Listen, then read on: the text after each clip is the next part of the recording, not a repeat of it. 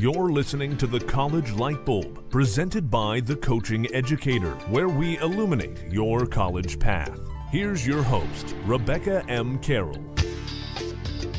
Hello, everybody. This is the Coaching Educator team. I am Rebecca M. Carroll, founding member of the Coaching Educator team, and I am Paul Culp, her lovely assistant. Yeah, with the beard. Yeah. And might I say it's an impressive one. Thank you. Thank you so much. Okay, Paul. So you got my curiosity up, and I'm sure that other people will be very curious. Who visited Princeton and why?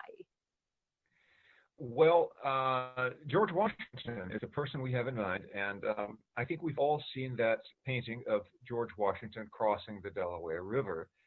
Why did Washington cross the Delaware to get to the other side? Yes, but Washington intended to attack Trenton, New Jersey, which he did very successfully right at Christmas time, and he caught the German mercenaries, the Hessians, while they were inebriated or recovering from being inebriated, and defeated them very soundly. And then he made a nice, neat turn and attacked Cornwallis's rear guard, I believe it was, at Princeton. I think the British were actually quartered in the university buildings, at least some of them were, and Washington won that battle too. So you kind of have to read the article we're going to talk about to understand any context for this at all. But anyway, I was looking for a picture of people going on a trip, and I thought of Washington crossing the Delaware, and I thought of that Ivy League college connection, and here we are. Here we are, and episode 5 is basically visiting and how to make the most out of visiting. And we have a nice, neat article that goes along with it that you can find in our free stuff if you go to thecoachingeducator.com. Click on free stuff, free articles, and we have a search button. And the name of the article again is, Paul? The name of the article is How to Get the Most Out of a College Visit.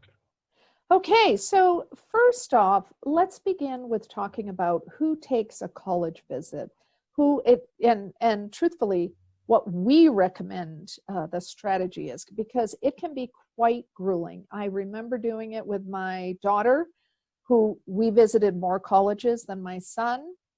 And keep in mind that each child you have, it will look a little differently, and be open to that. But I went as a mom on the school visit, and some places handled it really nicely and other places didn't. We found definitely that 3 visits in one day was too much. Wow, yeah. Yeah, too much. And it was really hard to present yourself in the best manner by the 3rd visit. And that's kind of some of the things we're going to be talking about. So go ahead, Paul, and let's talk about juniors. First, let's do the junior thing, and then we're going to talk about the senior strategic visit. So what are our recommendations for juniors? Well, people who are familiar with our work know that we, in essence, say you can't start too early, that you need to begin developing a college strategy as early as 9th grade.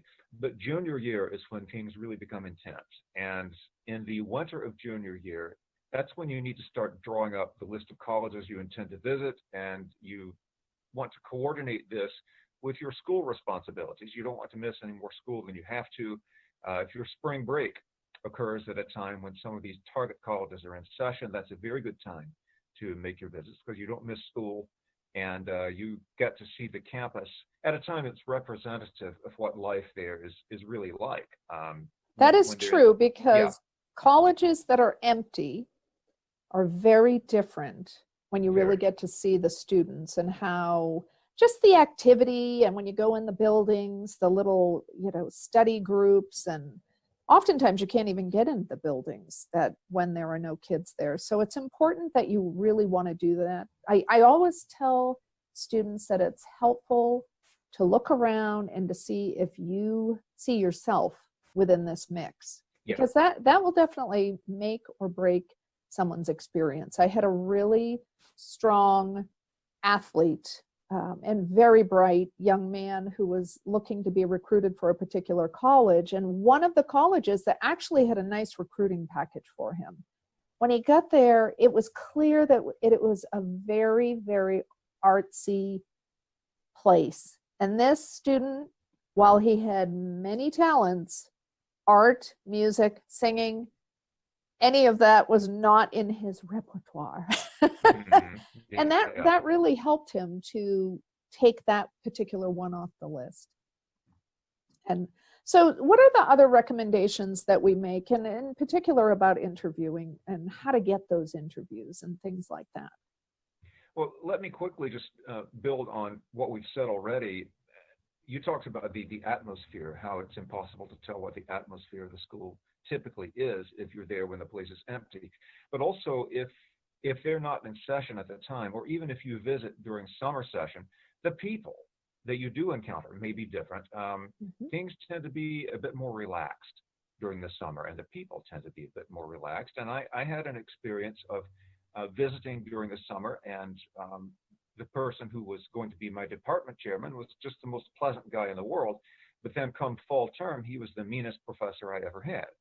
So, yeah, and these things happen. And there is a body of thought to the effect that summer is good visiting time because you can take the whole family and it can almost be a tourist experience. But that is not what we recommend. We recommend that you see the campus and the people, warts and all. You see what life there is like when life there is real.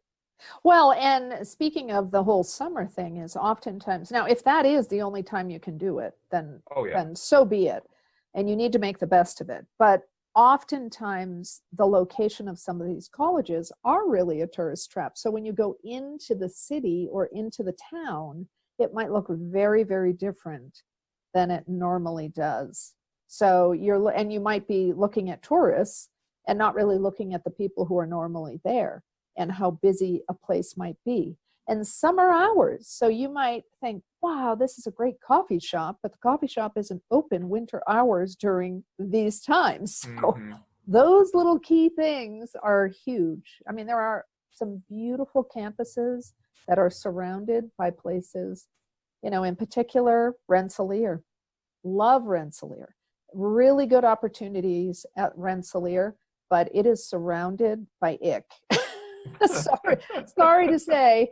I mean, I always say it's located in the armpit of the world, and you don't want to go off campus. Now, thankfully, they've addressed that, and there's a ton to do on that campus. There's really, really a lot that they bring to the campus, which is perfect because you just do not want to walk in that downtown. It's just not a nice place. So it is important to do it, but I think kids have to realize they do have to go on the parent schedule. And if you are going back east, you don't have to hit all 10 schools that you might be thinking of. I think it's very important to, number one, map it out, because I did have a student last year who had the 3 visits that she wanted to make of the 10 schools that she had on her preliminary list. They were so far apart. I said that would just be a nightmare. Plus, when she was visiting, it was winter. I said, the weather is really challenging especially Northeast. So we strategically looked at the colleges that were most like several of them. And then it was an easier comparison. But to actually go there was helpful and to see. Plus, they were higher end, very difficult to get into, and they really, really recommended interviews. So it's important for people to think about, just because the visit doesn't say automatically that you are going to have an interview, it would be important for you to set it up. And how would we do that, Paul? I mean, how simple is that to set up an interview? Paul, you're on mute. We are doing a podcast, and Paul is talking to himself. I need to use my cough button, but my mouse is malfunctioning, and so when I tried to take myself off mute, it didn't work. Thank you for alerting me to that. Well, if I wanted an interview, I would contact the department of my intended major ahead of time, or I would seek help, possibly seek help from the admissions office if I thought they could help me with that. Yeah. So it's oftentimes really, really a good idea to try to carve out a visit by yourself with the admissions office. Now, and for example, we'll use Gonzaga because several kids have gone for those interviews, and they make sure you can sign up, and it's about 10 minutes. And I really feel like they do a good job with just being a little more in depth than what they had said at the big meeting. So generally visits, you will have an admissions officer. Sometimes you have an admissions person as well as someone from financial aid. They give a little talk. They also sprinkle it in with maybe the top student lead person who, talks about their own experience and how they ended up attending this particular college. So that's really nice that they do those pieces. Sometimes they separate parents from students, and it works well. Sometimes it doesn't work well. Other times it really depends on who your lead person is, but it's always helpful to go ahead and call and say, look, I'm coming. I'd really like to have just a quick interview within the process. Now that is separate from schools who actually ask you to interview. That is a whole different animal, which that will be one of our other podcasts, because there's a lot that you need to be prepared for that. But we are talking about gathering information. And why is it so valuable to go also to seek out the people who are in your department, potentially, if you know? Why? I mean, why? Your experience of the college or university depends to a great degree on your department. That should go without saying, but it doesn't, obviously. Your experience as an engineer, for instance, an engineering student could be very, very different from the experience of someone who's majoring in classics or majoring in business or whatever. You need to know about the academic demands. You need to know about the atmosphere in a particular department. You need to know about the personnel. You need, if possible, to talk to students in that department and find out what life is like in that college, and specifically in that department, in that major. Another thing is, it's a really important question. We have several students this year who are talented in music, dance, and the arts, and they want to build in a double major. And there are many departments that will not do that. There are many schools that do that. Some schools have a double major, but it may not be if you're an engineer. So it's important to be able to ask about the flexibility, because what you don't want is to create a situation where you're going to school for 6 years, which Paul and I have already talked about that. Now, granted, if you can get a 5-year program with a double major that really, will enhance your career, that is different than just taking a 4-year degree and taking that long to do it, because of the mishaps that can happen with signing up for colleges. So it's important, and some of the questions that I would be asking someone who is head of your department, or the administrative assistants, generally know a lot of information, and they are great people to connect with. They usually have been there for quite a while. And they can assist you as well. But I would want to know about the flexibility. I would want to know what happens if a course doesn't run, because I've discovered over the years that might happen, where they lay out your plan, and then all of a sudden, second semester of your junior year, a course that you need to fulfill all of a sudden doesn't run because a professor may not be there, or they're on sabbatical, or so. I would want to know how they manage their courses, and how available are they. That's an important thing. So what are the other things that we suggest on these visits, Paul? Because I know we like to talk about the whole start close to home. And why? Yeah, start close to home, because there is a technique involved in a college visit and in interviewing and talking to people and meeting people, pardon me. And if you're not traveling a great distance from your home, there's just a lot less pressure on you to get everything absolutely right. And it's an opportunity to begin exploring the things that are open to you right there close to home with minimum inconvenience. And then you can sort of branch out from there. Mm-hmm. And, most of the colleges have a calendar. And so if you can literally Google the college that you're interested in visiting, you could say visit, and it will come up to their visiting page. Now, with my daughter, who was looking at quite a few schools, and I, at the time, was working at a public school, and we only had so much time off. And so we actually opted to do an independent visit.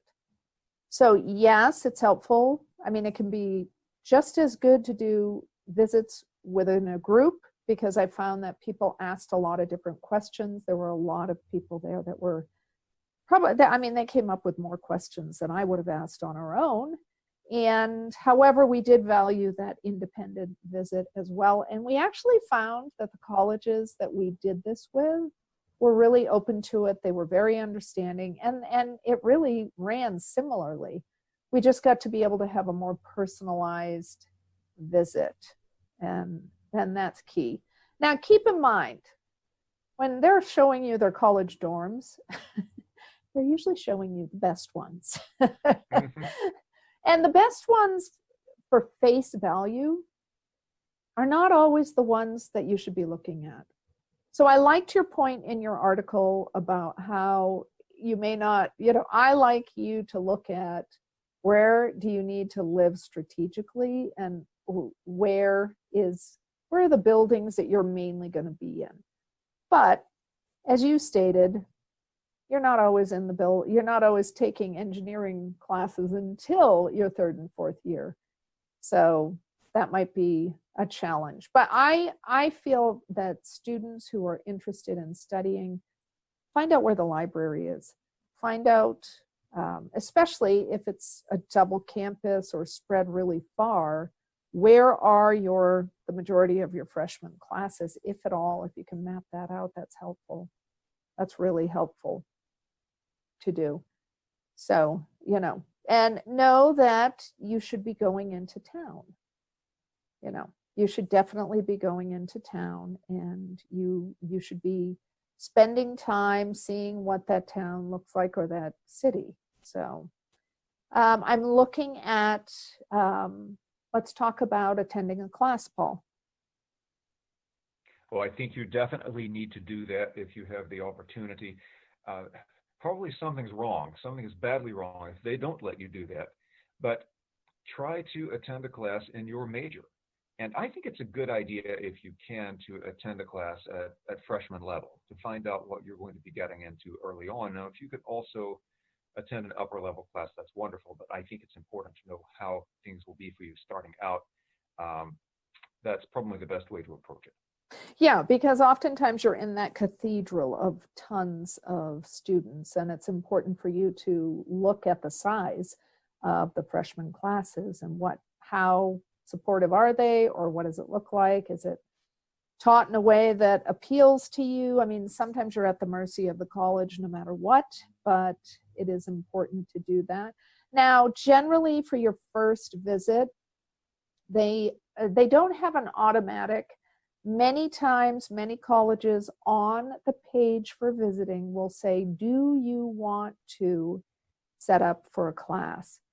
It is usually done through another person. So it's important for you, if you are planning on signing up to attend classes, that you pay attention to the process that they use, who you need to contact in order to be able to orchestrate being able to get into those classes. So generally, it's another form you fill out, and you need to make sure usually they don't let your parents into the class, so your parents need to find something to do. Although I have been to that, when I went back east, I visited several small colleges that are liberal arts, and they actually did invite the parents in. I was doing my visits as a school counselor, and I thought that was interesting. But it's a Socratic method. both of these colleges had a very, that was their deal, is that that's how they teach. And so that was a really strong discussion and lecture, and the parents really, I thought it was kind of brilliant to just allow parents to go in and experience what it would be like, since they're paying for it. What a concept. Yeah. So financial aid, the financial aid office can be tricky. And we had some good experiences. Because I'm a school counselor, I visited every single one of them when I was doing the trips with my daughter. And I have to say that some of them were pretty messy. That's a good description. And others were organized and could answer questions. But I found that there were a lot of people who could not answer the questions, who, and really they were just, what's the opportunities here? How do we fill it out? Why the CSS profile? I was just asking questions, and I remember there were two colleges in particular that were really, they just weren't as accommodating, and I felt like there were definitely people in the office. And I find that now. There are oftentimes they hire work study people, so the first people that the front line, they don't know the answers, and they stick by a script. So I want to encourage parents to not get discouraged, that if you have an unusual situation, you don't want to spill it at that time. You don't want to talk to the frontline people. You want to make sure that you talk to the director of financial aid. If that person is not available, then you make a phone call later, because you will not get the answers. You might get the wrong answers, and it may make you decide to not apply, have your child apply to that college. So it's important. Now, I really liked your read the school newspaper. Talk a little bit about that. Yeah, I think it's important to read the school newspaper, because that gives you some insight into the social and political climate and the overall culture of the school. What is the paper writing about? How long are the articles? In other words, how much attention are they devoting to a particular topic? And where do those articles appear? If it is a regular physical newspaper, is the article on the front page? Is it buried on page 6? Is it above the fold? Is it below the fold? This tells you something about their priorities. Also, the school newspaper is likely to report on things that could be of interest to you, but that the institution doesn't necessarily publicize. If there has been some kind of scandal, if there's been some sort of crime, the college or university naturally not going to be eager to talk about these things, but they could be very much on the minds of the students. And so you can find out a lot about what's going on, although I have to say that sometimes looking, in some cases, looking at the school newspaper tells you mainly about the kind of people who are on the school newspaper staff. But generally, if they've got any sense of what is newsworthy and what is not in their own community, you can glean some valuable intelligence from the school publication about what's really going on there. Yeah, the tone. That's important. Yeah. Tone and content. Yeah. Yeah, and I really liked that you had a section within this article, because this is so important, that if someone has any special needs of any kind, if they are on a 504 or an IEP, and which is an independent educational plan, you need to understand that you need to convert that to a 504, and it is your responsibility to address that with the college, to bring it to the support services. I like to see if there are free supports for students who are not on any special services. I want to know, okay, are they free? Do I have to pay for it? Who is in charge, or who is in the lab that you can go and get help with writing? And if students immediately start going into the lab for a little extra help, it's useful, because college writing is a little different. And generally, they are students who are academically strong, or who are juniors and seniors who have participated in the writing programs. And it's important for you. Why not go in, get a little help, and maybe end up with a B and above versus your first paper coming back with a C minus. So I think it's helpful to know what is provided, or what happens if you are sick. Where do you go? How do they handle that? Things like that. I think that's really, really good to go and see that. And I really liked whenever I go to visit a college, I do eat in the cafeteria. I actually have had some really good food, and I've had some dicey food.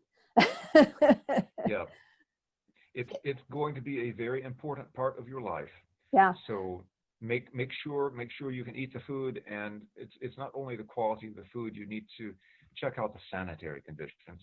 And I've made the point too that if the institution has multiple dining halls, try to visit more than one of them, because the quality can vary, and certainly the atmosphere can vary from one to another, even if it's supposedly the same food. Yeah, because they have different chefs, so that, different people that are running them. So I always encourage people to take the time to write notes. So it's really good to do that visit, go into town, find a coffee shop or a restaurant to eat at, and sit down and take notes, because you do forget. And I can't believe how much you forget, and you start putting it into, no, it was this college. Was it that college? So that's really good. That's super good to be able to do those things. So you want to be prepared, and you want to be able to look at this as an experience. It's not something that's going to make or break necessarily, because even colleges have a bad day, or you might have someone who just isn't really that good at showing you the highlights of the college, or makes it so almost cartoonish that it's not a real experience. So this is a great way to learn about the college. If you can do it, it's wonderful. If you can't, don't worry. There's a lot of other opportunities to have virtual interviews, to look at all their virtual, they usually have films on different things, and you can make phone calls directly to each of the departments. So it's important to just understand that if you cannot visit, don't panic, but try to really make visits, at least to your local colleges. Okay, anything else to add for episode 5, how to make the most of your visit, Paul? Have we forgotten anything? I don't think so. There's a lot of content in the article that we have not covered, of course, but that's what it's for. It's there for people to read, and we hope we have whetted the appetite of our listeners, as well as giving them some valuable information right here in this brief discussion. Yes. Oh, and the big thing is, it's important to ask, do you stack scholarships? That's huge. So listen, again, reread the article. So if a college takes outside scholarships, will they take away money that they give to kids? That's a huge question. That's a huge question to ask. So again, this is Rebecca M. Carroll and Paul Culp, part of the Coaching Educator team. This is episode 5. If you like us, please like us, share us, give us comments, tell us what you want us to talk about. We are more than happy to talk about anything that educational that you are interested in, and potentially on, other things that are interesting, but that point towards education. All right. This is Rebecca M. Carroll, and we are going to sign out.